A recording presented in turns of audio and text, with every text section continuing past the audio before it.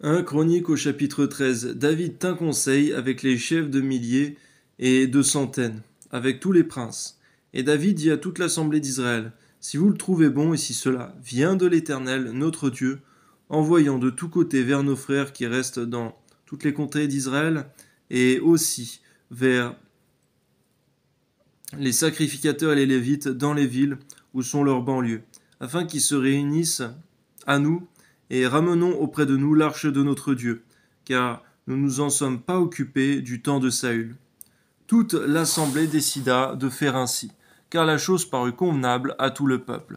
David assembla tout Israël depuis Shishor d'Égypte jusqu'à l'entrée de Hamath, pour faire venir de Kirjat-Jéarim l'arche de Dieu. Et David, avec tout Israël, monta à Baala, à Kirjat-Jéarim qui est à Juda, pour faire monter de là l'arche de Dieu, devant laquelle est invoqué le nom de l'Éternel qui réside entre les chérubins. On rappelle là, Seigneur mon Dieu, que tu n'étais pas, Seigneur mon Dieu, dans les chérubins, Seigneur, dans ces statues d'or, Seigneur, mais tu étais, Seigneur, entre, Seigneur.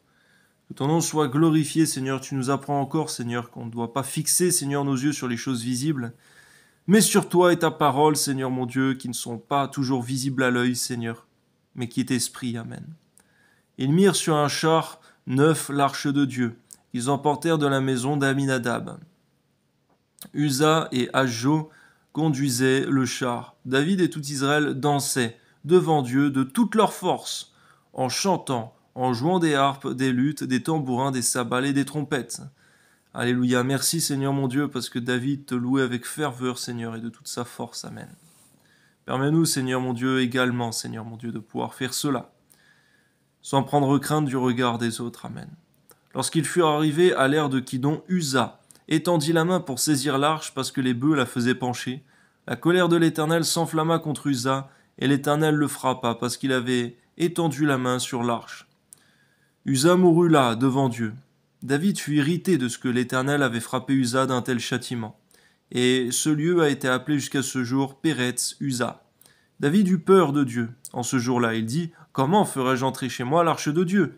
David ne retira pas l'arche chez lui, dans la cité de David. Il la fit conduire dans la maison d'Obed-Édom de Gath. L'arche de Dieu resta 3 mois dans la maison d'Obed-Édom, dans sa maison, et l'Éternel bénit la maison d'Obed-Édom et tout ce qui lui appartenait. On voit, Seigneur mon Dieu, que contrairement à ce qu'a cru David, Seigneur, ce n'était pas un objet de malédiction, Seigneur.